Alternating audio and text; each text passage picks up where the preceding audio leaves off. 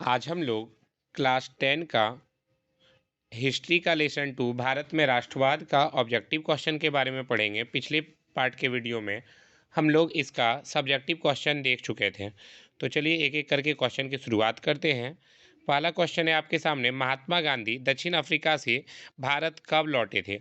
तो महात्मा गांधी 1915 में। बिल्कुल, महात्मा गांधी दक्षिण अफ्रीका से भारत 1915 को लौटे थे। अगर उस तिथि की बात करें तो वह तिथि आपकी 9 जनवरी थी और 9 जनवरी को इसी कारण से प्रवासी दिवस के रूप में भी मनाया जाता है। ये ध्यान रखिएगा। अच्छा, गांधी जी की बात आ रही है तो एक बात और बता दूं मैं, गांधी जी के समधी श्री राजगोपालाचारी थे, ध्यान रखिएगा। और जब महात्मा गांधी ने अपना दांडी मार्च आरंभ किया था, उसी समय सी राजगोपालाचारी भी अपने क्षेत्र से नमक बनाना शुरू किए थे, ध्यान रखिएगा। अगला है आपका, असहयोग आंदोलन का प्रस्ताव कांग्रेस के किस अधिवेशन में पारित हुआ था? तो दिसंबर 1920 के बिल्कुल, दिसंबर 1920 के नागपुरा अधिवेशन में असहयोग आंदोलन का प्रस्ताव पारित हो गया था, ध्यान रखिएगा। अगला क्वेश्चन है आपका, भारतीय राष्ट्रीय कांग्रेस की स्थापना कब हुई थी? ये 1885 से। बिल्कुल 1885 में हुई थी और इसकी स्थापना ए.ओ. ह्यूम के द्वारा की गई थी। ए.ओ. ह्यूम का पूरा नाम ऑक्टेवियन ह्यूम भी है और ये आपके ब्रिटिश ब्रिटिश थे, यानी कि भारतीय नहीं थे। अगला है आपका, गांधी जी ने किस वर्ष बिहार के चंपारण इलाके का दौरा किया था? तो गांधी 1917। बिल्कुल, गांधी जी जब यहाँ पर आए थे भारत, तो उनको राजकुमार शुक्ला, दो चीज़ आती है। गांधी जी जब 1915 में भारत पहुँचे, उसके बाद इनकी पहली सार्वजनिक उपस्थिति 1916 में बीएचयू बनारस हिंदू यूनिवर्सिटी के ऑर्गेनाइजेशन में हुई थी। उस वक्त ये एक राजकोट के दीवान के हैसियत से वहाँ पर गए थे और इन्होंने बहुत दान भी दिया था उसमें। उसके बाद एक राजकुमार शुक्ला नामक एक व्यक्ति आया, जिसने महात्मा गांधी को बिहार के चंपारण में हो रहे नील विद्रोह के बारे में बताया था और उसके बाद राजकुमार शुक्ला बार बार आग्रह करते रहे, जिसके कारण महात्मा गांधी को चंपारण जाना अवश्यम्बी हो गया था। एक क्वेश्चन इसमें और आता है, तीन कठिया पद्धति, और उस टाइम में आपका वहाँ पर तीन कठिया पद्धति चलती थी। तीन कठिया पद्धति की बात करें तो तीन कठिया पद्धति 3/20 को कहा जाता है, ये ध्यान रखिएगा। और ये तीन कठिया पद्धति का क्वेश्चन पिछला बार बीपीएससी का एग्जाम में आया हुआ क्वेश्चन है, ध्यान रखिएगा। तीन कठिया का मतलब होता है 3/20। असहयोग आंदोलन के दौरान अवध में किसानों का नेतृत्व किसने किया था?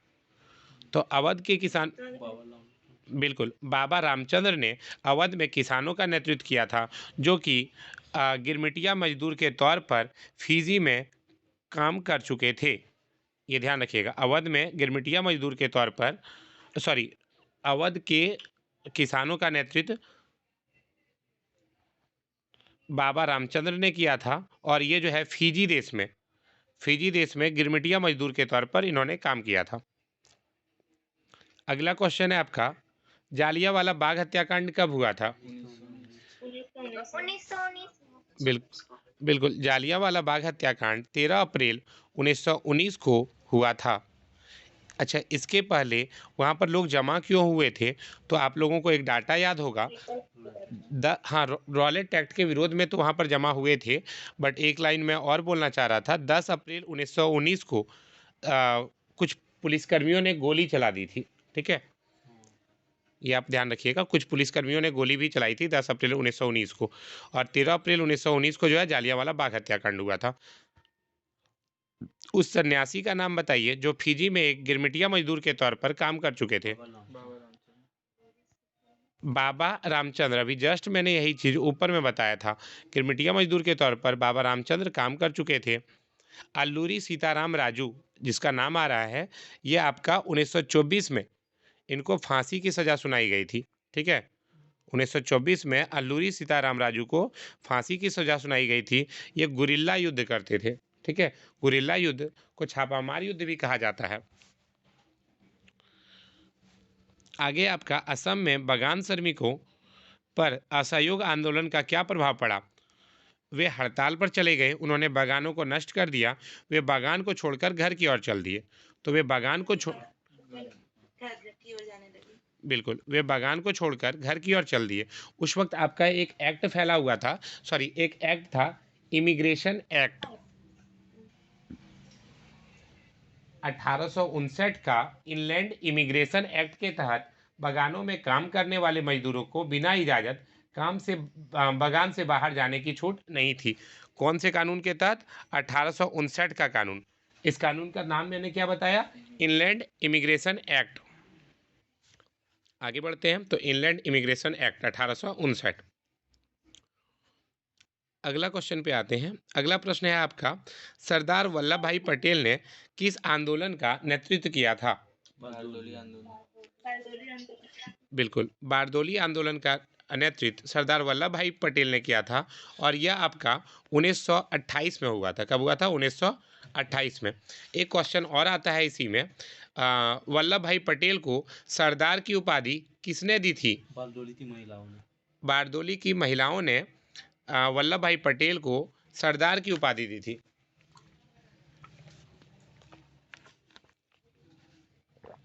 साइमन कमीशन भारत क्यों आया था? 4 नंबर। तो साइमन कमीशन भारत में संवैधानिक व्यवस्था की कार्यशैली का अध्ययन करने और उनके बारे में सुझाव देने के लिए आया था। साइमन कमीशन का गठन 1927 में हुआ था, 8 नवंबर को। कब हुआ था? 8 नवंबर, ठीक है, ये ध्यान रखिएगा। 8 नवंबर को गठित हुआ, लेकिन यह भारत आया कब था? तो 1928 में आया था। इसमें कितने सदस्य थे? तो इसमें 7 सदस्य थे। कितने सदस्य? 7। लेकिन एक भी भारतीय सदस्य नहीं होने के कारण इसमें विरोध बहुत ज़्यादा किया गया था, ये ध्यान रखिएगा। और ये सबसे पहले कहाँ पहुँचा था? तो ये लाहौर पहुँचा था। ये भी आपको ध्यान रखना है कि साइमन कमीशन भारत में किस जगह पे पहुँचा? तो ये लाहौर में पहुँचा था। और जब ये लाहौर पहुँचा तो उसी टाइम एक नारा लगाया गया था, साइमन कमीशन वापस जाओ, साइमन कमीशन गो बैक। और साइमन कमीशन जो है यहाँ पर आया था, उसने हालांकि कुछ कुछ सुझाव वगैरह भी देने की बात की थी। उसी टाइम आपका लाला लाजपत राय उस वक्त विरोध कर रहे थे और लाला लाजपत राय पर उस टाइम गोलियां भी चलाई गई थी, सॉरी लाठियां बरसाई गई थी। और उसी में से एक लाठी किसको लग गया था? लाला लाजपत राय को, और जिससे लाला लाजपत राय की मृत्यु बन गई थी। और उस टाइम में लाला लाजपत राय ने एक कथन बोला था, जो आपका कथन बहुत इंपॉर्टेंट है। मैं यहाँ पे कथन लिख देता हूँ उनका। उन्होंने कहा था, आज मेरे ऊपर बरसी हर एक लाठी की चोट अंग्रेजों की ताबूत की कील बनेगी। ये लाइन आपको याद करना पड़ेगा। आज मेरे ऊपर बरसी हर एक लाठी की चोट अंग्रेजों की ताबूत की कील बनेगी। किसने कहा था? लाला लाजपत राय ने कहा था। आगे बढ़ते हैं। और ये कब हुआ था? साइमन कमीशन गो बैक के नारे लगाते टाइम हुआ था। अगला प्रश्न है आपका, निम्न में से कौन भारत के स्वतंत्रता संग्राम के दौरान अगला क्वेश्चन है आपका, निम्न में से कौन भारत के स्वतंत्रता संग्राम के दौरान गठित स्वराज पार्टी से जुड़े थे? तो स्वराज पार्टी की स्थापना पहले कब हुई थी, कोई बताएंगे? स्वराज पार्टी की स्थापना 1923 में हुई थी, ठीक है। और जवाहरलाल नेहरू, और इसमें कौन थे? तो जवाहरलाल नेहरू और CR दास। तो देखो, जवाहरलाल नेहरू ने नहीं गठित किया था, उस टाइम ये थोड़े बच्चे थे। गठित कौन किया है? महात्मा कह रहे हैं, मोतीलाल नेहरू। आगे देखते हैं। स्वराज पार्टी की स्थापना आपका 1 जनवरी 1923 को हुआ था, ये ध्यान रखिएगा। स्वराज पार्टी की स्थापना 1 जनवरी 1923 को की गई थी। कब? तो उस वक्त आपका गया में एक अधिवेशन हुआ था 1922 में, उसके बाद हुआ था। तो अगर आप एक लाइन ये भी याद रख सकते हैं कि कांग्रेस के गया अधिवेशन के बाद कांग्रेस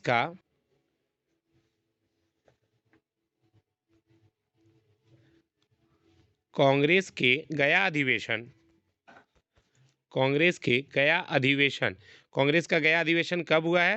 तो 1922 में हुआ है, ये ध्यान रखिएगा, दिसंबर 1922। कांग्रेस के गया अधिवेशन दिसंबर 1922 के बाद 1922 के बाद स्वराज पार्टी का गठन हुआ। उसके बाद क्या हुआ था? स्वराज पार्टी का गठन हुआ, ध्यान रखिएगा। किसने किया था? तो मोतीलाल नेहरू और सी आर दास ने मिल करके किया था। ये आपको ध्यान रखना पड़ेगा।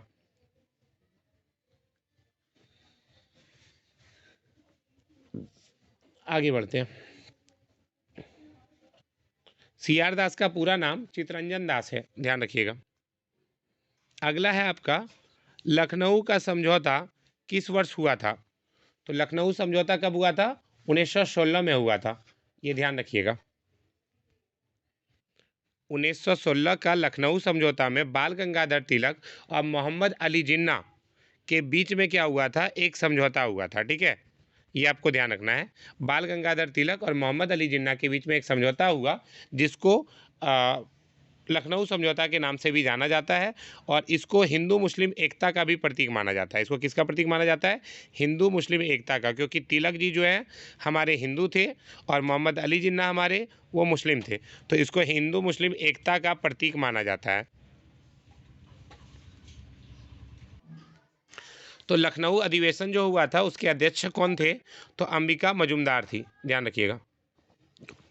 भारत में खिलाफत आंदोलन कब और किस देश के शासक के समर्थन में शुरू हुआ था? तो ये आपका 1919 के तुर्की में हुआ था। ये आप ध्यान रखिएगा कि तुर्की देश के शासक ने 1919 में भारत में खिलाफत आंदोलन की शुरुआत की थी, ये ध्यान रखना है आपको। अगला है, निम्नलिखित में से किसे बादशाह खान या सीमांत गांधी के नाम से जाना जाता है? खान अब्दुल गफ्फार खान। बिल्कुल, खान अब्दुल गफ्फार खान को सीमांत गांधी के नाम से जाना जाता है। इनको अवार्ड भी ये पश्चिमोत्तर प्रांत के नेता थे, ध्यान रखिएगा, पश्चिमोत्तर प्रांत के नेता थे। अगला है आपका क्वेश्चन है, गांधी जी को महात्मा की रविन्द्रनाथ टैगोर। गांधी जी को महात्मा की उपाधि जो है आपका, ये रविन्द्रनाथ टैगोर ने दी थी, ये ध्यान रखिएगा, और ये आपका नहीं दिया हुआ है। और दूसरा एक बात आता है, अगर पूछ दे कि गांधी जी के गुरु कौन थे, तब डालेंगे गोपाल कृष्ण गोखले। अगर हमसे पूछा जाता राजनीतिक गुरु इनके कौन थे, तो गोपाल कृष्ण गोखले थे, जिन्होंने इनको कहा था कि गांधी अगर तुमको रियल में कुछ करना है तो तुमको पहले भारत का यात्रा करना पड़ेगा। तब उन्हीं के कहने पर इन्होंने भारत की यात्रा शुरू की थी। अब एक क्वेश्चन और आता है, रविन्द्रनाथ टैगोर को गुरुदेव की उपाधि किसने दी? तो महात्मा गांधी ने दी थी। दोनों एक दूसरे को उल्टा पुल्टा किया था। देखो, एक सिंपल सा वे बोले ना, हम अगर तुमको बोल दे मैथमेटिशियन, तुम बोल दो कि भाई जीके का किंग है, तो बस यही चीज़ अगर तुम लोग फिर बाद में बहुत ज़्यादा फेमस हो जाओ तो हमेशा के लिए हो जाएगा, सबको ये लोग करने लगेंगे। बिल्कुल, प्रियांशु का भी बात हो जाएगा। चलिए, सही बात है, आगे बढ़ते हैं। अगला क्वेश्चन है आपका, चोरी चोरा के हिंसात्मक घटना के बाद गांधी जी ने किस आंदोलन को वापस ले लिया था? सर असहयोग आंदोलन। बिल्कुल, असहयोग हाँ, असहयोग आंदोलन आपका 19 कब शुरू हुआ था, कोई ये बताएंगे? 1920-21 अगस्त 1920। देखिए, असहयोग आंदोलन को लेकर के कन्फ्यूज़न थोड़ा ज़्यादा हो जाता है। जो लोग अगस्त 1920 बोल रहे हैं उनका भी सही है, और जो लोग दिसंबर 1920 बोल रहे हैं उनका भी सही है, और जो लोग जनवरी 1921 बोल रहे हैं उनका भी सही है। अब बोलेंगे सर इतना तीनों कन्फ्यूज़न क्यों कर रहे हैं आप? तो असहयोग आंदोलन की अगर सबसे पहली शुरुआत की अगर हम बात करें, तो सबसे पहला शुरुआत आपका अगस्त 1920 में हुआ था। तो भाई इनका तो सही है जिन्होंने अगस्त 1920 बोला। लिख 1 अगस्त ना? हाँ, 1 अगस्त 1920, ठीक है। अब दूसरा कोई बोल रहे सर, देखिए कन्फ्यूज़न क्यों है, असहयोग आंदोलन 1 अगस्त 1920 को स्टार्ट हुआ था, लेकिन असहयोग और खिलाफत दोनों साथ मिलकर के जो स्टार्ट हुआ, जिसमें नागपुरा अधिवेशन में मोहर लगा था असहयोग आंदोलन के ऊपर, वो आपका दिसंबर 1920 में लगा था। इसी कारण से कहीं कहीं पर अगर आप लोग पूरा सेंटेंस पढ़ते नहीं है तो वहाँ पर आपको मिल जाता है दिसंबर 1920। ये मैंने पहले भी बोल चुका था, आज मेरे ऊपर बरसी हर एक लाठी की चोट, अंग्रेजों की ताबूत की कील बनेगी, किसने कहा था? तो लाला लाजपत राय ने कहा था। कब कहा था? 1928 में कहा था, ध्यान रखिएगा। अगला है आपका, जालियांवाला बाग हत्याकांड के उपरांत किस समिति का गठन किया गया था?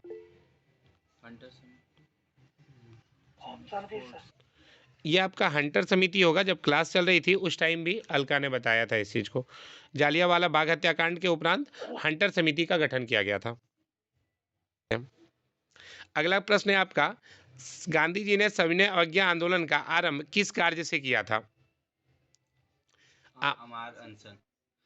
नहीं, सविनय अवज्ञा आंदोलन की शुरुआत किससे की थी? ये आपका दांडी यात्रा से की थी। सविनय अवज्ञा आंदोलन की शुरुआत जो है आपका, ये कब हुआ है? 1930 में हुआ है ना, और इसका प्रारंभ तो दांडी यात्रा से हुआ था। ठीक है, आगे बढ़ते हैं। राजनीतिक गतिविधियों को कुचलने और बिना मुकदमा चलाए जेल में बंद रखने का प्रावधान किस एक्ट में था? बिल्कुल, इसका आंसर हो जाएगा आपका रॉलेट एक्ट, जिसको बिना अपील, बिना दलील, बिना वकील का कानून भी कहा जाता है। रॉलेट एक्ट आपका 1919 में हुआ था, 13 अप्रैल 1919 ना, तो जालियाबाग हो गया। सॉरी, वो तो आपका अलग हो गया।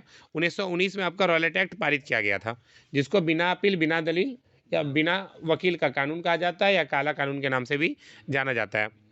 अब देखिए यहाँ पर एक नाम आता है, इनलैंड इमिग्रेशन एक्ट कब पारित हुआ था? 1859। अभी जस्ट मैंने पढ़ा था, इनलैंड इमिग्रेशन एक्ट 1859 में। 59 से। अच्छा, और भी कुछ नाम है। साइमन कमीशन भारत कब आया था? 1928 में गठन हुआ। 1927 में गठन हुआ, 28 में आया। पहले तो भारत आया था। और अगर बात करें vernacular press act, vernacular press act आपका 1878 में हुआ था, ध्यान रखिएगा। वैसे ये आपका आगे का चैप्टर में है। अगला प्रश्न है आपका, गांधी इरविन समझौता कब हुआ था? किसी को याद है? 1931। 1931 में हुआ था। कितना तारीख को? 5 मार्च 1931। अच्छा, गांधी और इरविन के बीच में, अच्छा, गांधी जी किस गोलमेज सम्मेलन में भाग लेने के लिए गए थे? बिल्कुल, गांधी जी जो है द्वितीय गोलमेज सम्मेलन में भाग लेने के लिए गए थे। अच्छा, द्वितीय गोलमेज सम्मेलन कब हुआ था? 1932।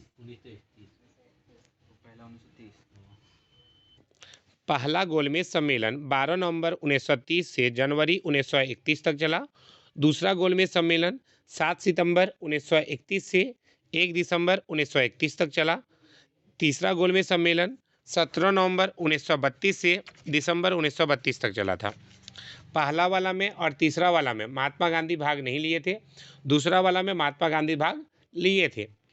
तीसरा वाला में कांग्रेस का एक भी सदस्य नहीं गया, और मोहम्मद अली जिन्ना भी उसमें भाग नहीं लिए थे। और चौधरी रहमत अली एक नाम आता है। चौधरी रहमत अली ने पाकिस्तान शब्द का सबसे पहले उल्लेख किया था। ठीक है, आगे बढ़ते हैं। अच्छा, महात्मा गांधी ने नमक कानून को कब भंग किया था? तो 6 अप्रैल 1930 को। अब महात्मा गांधी चलना कब आरंभ किए थे? 12 मार्च। बिल्कुल, महात्मा गांधी चलना स्टार्ट किए थे 12 मार्च 1931 को, और पहुंचे थे 6 अप्रैल 1930 को। कितना आदमी को साथ लेकर के चले थे? 78 और एगो महात्मा गांधी अपने, यानी टोटल 79 आदमी चला था। ठीक है, 78 को अपने विश्वस्त वॉलेंटियर के साथ ही चल दिए थे। दलितों के लिए अलग निर्वाचन क्षेत्र की मांग किसने की थी? डॉक्टर भीमराव अंबेडकर। डॉक्टर भीमराव अंबेडकर ने की थी। अच्छा, जब ये अलग निर्वाचन क्षेत्र की मांग किए तो उसी टाइम में एक समझौता हुआ था, किसके किसके बीच में? महात्मा गांधी और भीमराव अम्बेडकर। जवाहरलाल नेहरू के। नहीं, एक पूना पैक्ट हुआ था, पूना पैक्ट 1932।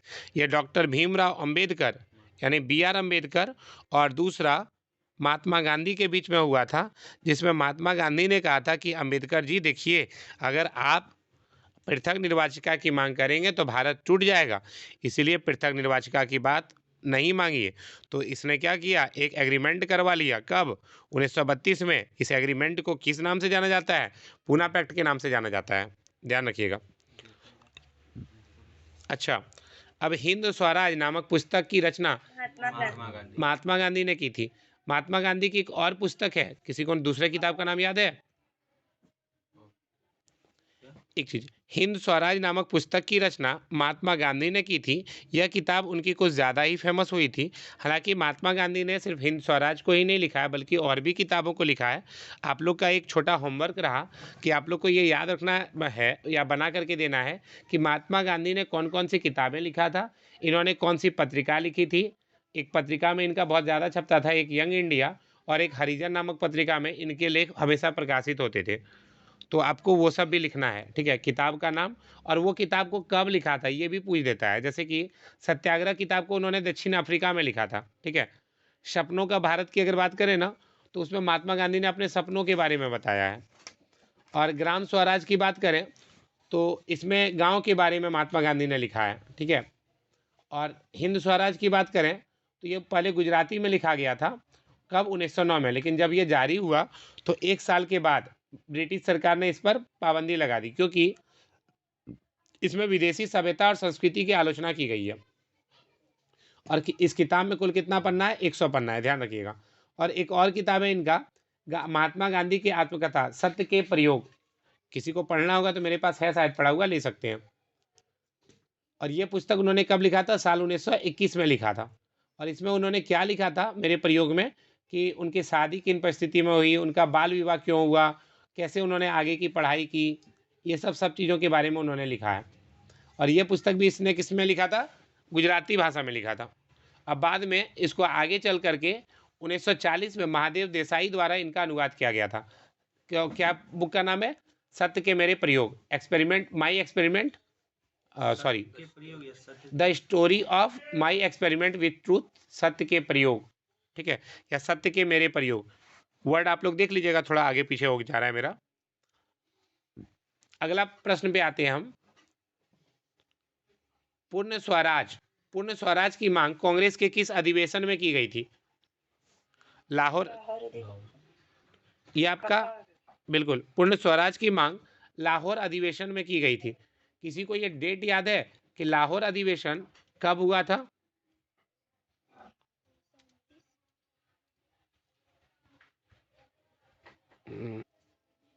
लाहौर अधिवेशन की बात करें तो दिसंबर 1929 में हुआ था। एक बात और सभी को बोलेंगे, आप लोग जितना भी अधिवेशन हुआ है सबको एक बार पढ़ लीजिएगा। प्रियांशु, आपने एक बार पूरा लिखा भी था सारा अधिवेशन एक जगह पे, उसका फोटो क्लिक करके ग्रुप में डाल दीजिएगा, या बोलें तो यूट्यूब पे अपलोड हो जाएगा तो आप उसमें भी डाल सकते हैं। लाहौर अधिवेशन के बाद 26 जनवरी 1930 को कांग्रेस ने पहली बार झंडा फहराया था और उस स्वतंत्रता दिवस मनाया था। किस अधिवेशन के बाद? लाहौर अधिवेशन के बाद, ये ध्यान रखिएगा। वही 26 जनवरी 1930 को। 26 जनवरी 1930 को। अगला प्रश्न है, प्रथम गोलमेज सम्मेलन का आयोजन कब और कहाँ हुआ था? लंदन में सर दिल्ली 1928। नहीं, लंदन 1930 में हुआ था, ठीक है, लंदन में 1930 में हुआ था। अभी जस्ट मैंने आपको बताया था। अगला प्रश्न है आपका, आंध्र प्रदेश के गुड्डेम पहाड़ियों में आदिवासी किसानों के विद्रोह का नेतृत्व किसने किया था? तो अ से आंध्र प्रदेश, अ से अल्लू, बिल्कुल, वही होगा। अल्लूरी सीताराम राजू। इसको फांसी कब दी गई थी? 1924 में दी गई थी। तो आंध्र प्रदेश के गुड्डम पहाड़ियों में आदिवासी किसानों के विद्रोह का नेतृत्व अल्लूरी सीताराम राजू ने किया था। बाद में जब हमारा भारत देश आज़ाद हो गया तो सबसे पहले भाषा के आधार पर गठन होने वाला राज्य आंध्र प्रदेश है, और इसका गठन की अगर बात करें तो ये 1956 में हुआ था। और अल्लूरी सीताराम राजू के फांसी की बात करें तो ये आपका 1924 में इनको फांसी की सजा हुई थी, या बोले तो रोड पर मार करके एक पेड़ पर लटका दिया गया था। अगला है आपका, किस एक्ट के तहत बागानों में काम करने वाले मजदूरों को बगैर इजाजत बागानों से बाहर जाने की छूट नहीं थी? तो इंग्लैंड हाँ सर वही वाला। बिल्कुल, इनलैंड इमिग्रेशन एक्ट 1859। अगला है, भारत के लिए डोमिनियन स्टेट का गोलमाल सा ऐलान किस वायसराय ने किया था? डोमिनियन स्टेट, भारत के लिए डोमिनियन स्टेट का गोलमाल सा ऐलान लॉर्ड इरविन ने किया था, ध्यान रखिएगा। डलहौजी तो कोई हालत पे नहीं होगा। अगला क्वेश्चन, स्वतंत्रता मेरा जन्मसिद्ध अधिकार है और इसे मैं लेकर के रहूंगा, किसने कहा था? बाल गंगाधर तिलक ने कहा था कि स्वतंत्रता मेरा जन्मसिद्ध अधिकार है और इसे मैं क्या करूंगा? लेकर के रहूंगा। अच्छा, एक चीज़ और, यहाँ पर मैंने आपको बताया था दलितों के लिए अलग निर्वाचन की मांग जो है आपका डॉक्टर भीमराव अम्बेडकर ने की थी, लेकिन महात्मा गांधी एक नंबर का अड़ियल आदमी था, एकदम जिद्दी था, बताए नहीं थे हम।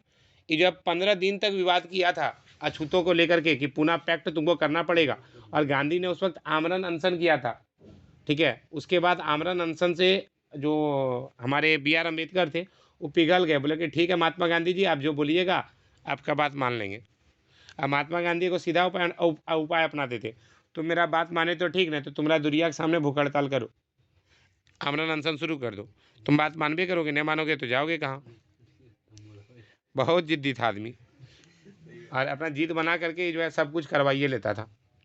तुम लोग को शायद पता है या नहीं, जब चुनाव हुआ था आपका 1946 का, 1946 के चुनाव में जो है हमारे सुभाष चंद्र बोस को जीते थे, लेकिन उस सुभाष चंद्र बोस को बोले कि नहीं सुनो रे, तुम अच्छा नहीं है, जवाहरलाल नेहरू को बनने दो, वो बढ़िया रहेगा।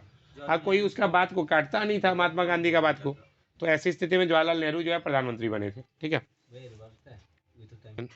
भारत छोड़ो आंदोलन कब हुआ था?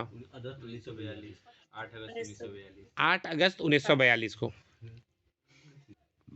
भारत छोड़ो आंदोलन की शुरुआत जो है क्रिप्स मिशन की असफलता पर की गई थी, और उस टाइम ग्वालियर मैदान में तिरंगा फहराकर इसकी शुरुआत की गई थी, ध्यान रखिएगा।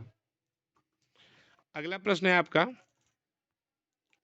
करो या मरो का नारा किसने दिया था? महात्मा गांधी ने। सर महात्मा गांधी। महात्मा गांधी। महात्मा गांधी। तो इस प्रकार आप लोग का ये चैप्टर कंप्लीट हो जाता है। तो थैंक यू सो मच।